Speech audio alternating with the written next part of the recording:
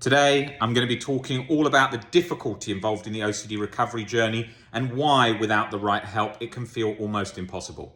If you're at part of the journey, maybe you have some health OCD fear where it's pretty easy to get into with an exposure, you may feel very fast relief as you do the exposures and think, I got into that, which you obviously wouldn't get if you were just doing talk therapy. So then you get into that exposure and you think, I've got really great relief and I'm recovered. Well, it doesn't work as simply as that because OCD morphs and moves. And because OCD morphs and moves, what happens is then it latches to something else, it gets in snug into a gap in uncertainty somewhere in your mind, maybe in the past, a real event or whatever. And then you think, shit, I can't get an immediate exposure to that. And then exposures can become compulsive as you desperately chase that relief that you felt before, where it felt like you suddenly released. And so that can become a trouble. That can become a problem for a lot of people because they get limited by how far exposures can get into things. Exposures are very effective when they can get in, but you need a much deeper level of acceptance, usually through unconditional self-life and other acceptance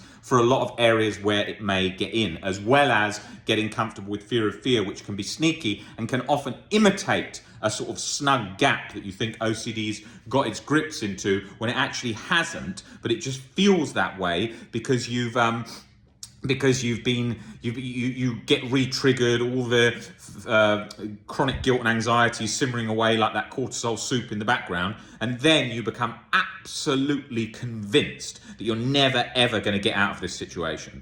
And I can remember that very much. I can remember being stuck in that, going from one fear to the next and thinking, I am never, ever, ever going to get out of this. This is my lot now. This is me. This is something. It's moved to something that I'm never going to get out of. It's very rare. It's very stuck. I can't, my adrenaline's not coming down. But it's not the case. It's because without going through the steps of breaking down those usually core fears and bringing back and restoring that baseline inner peace, it tends to grip on. The nervous system doesn't let go of that.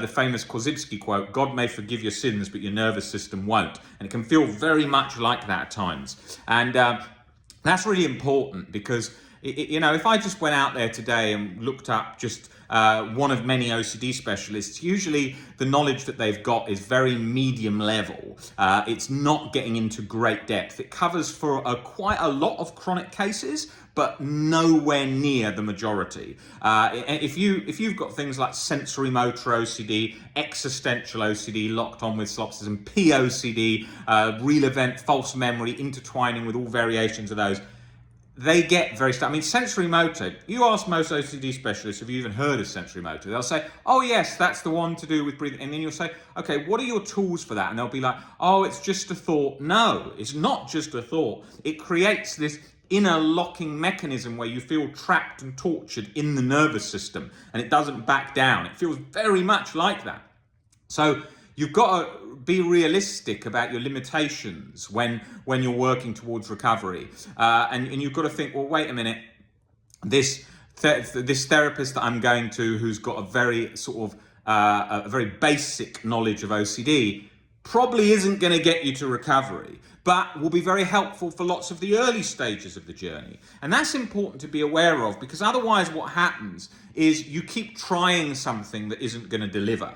And that was very much the case for me along my own journey. Kept trying and trying things which wouldn't deliver. I remember once I was reading this book that was all about distraction, but I'd read about it online. It was like, no, if you distract, play the guitar, go to a concert, do sports, do different activities, you will forget all about your OCD most of the time. And like when I got those moments of distraction, I thought, Jesus, this is right. This is going to work for me. But it wasn't. You can't stay in a permanent state of distraction. It's not possible. It gives you short-term relief. As the founder of CBT, Aaron Beck said, short-term distraction can work wonders when someone's in a very feeling absolutely catastrophic, and then they get a bit of distraction, it comes down 30%, the adrenaline and anxiety, and then they feel like, it's not as bad as I thought. Yes, it can have that impact in certain cases, but not always by any means. Especially when OCD is latched on hard to a false memory or to a real event, and you just think your whole life's doomed and chronic guilt is like an 11 out of 10, you quickly realize what works and what doesn't work very, very quickly. And that becomes apparent as you're going through the OCD recovery journey. My own journey was very hard, okay? And that's no exaggeration. It was very hard. All different themes, very much latched on 24/7, tons, thousands of physical symptoms over the years, going from place to place, centre to centre around the world with very, very little relief.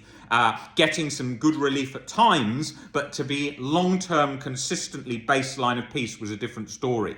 And that's where the deeper level of acceptance, unconditional self-life, other acceptance comes in, and a much better understanding of how OCD operates in its morphing, mimicking like natures, as well as its interactions in the nervous system, causing a variety of symptoms that you do not chalk up to anxiety and feel like they are relentless and not going to go, and then drag you down a cycle of going to the doctors in the health OCD cycle, where they just go from one symptom to the next. So you've got to be realistic on this journey.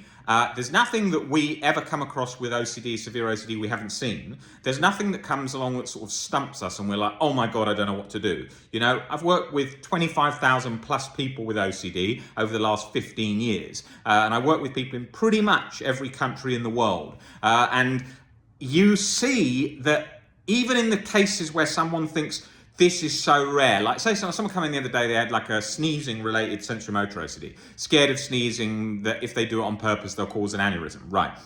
How often do I see that? Not that much. Is it any different to sensorimotor in other forms? No. It's a fear of having an aneurysm. It's a fear of being trapped in the sneezing sensation. It's a fear of the responsibility element jacked up of doing it to yourself. That often plays a significant part and is missed by most. That you are doing something that is damaging and you can't stop yourself doing it because OCD is in your brain. So what if it just keeps making you do it over and over? That's the fear of fear. That's the cycle. That's the self-defeating heightened responsibility cycle. This is missed by most. This is misunderstood by most. I can't highlight that enough. It's not a sales pitch just to say, oh, you know, we know it and the other people don't know it. It's just a fact on reality.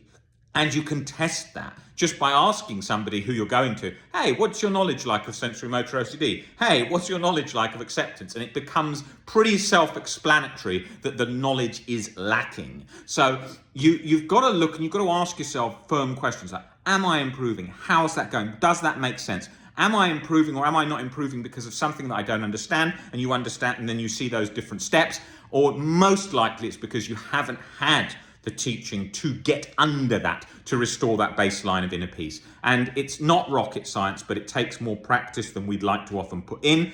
And it's frustrating and we don't want to have to do it. But at the end of the day, it's so much better to be in a position of baseline peace rather than chronic anxiety. So if you put in the work, you shift those perspectives, then you create a path in your mind that is not chronically anxious.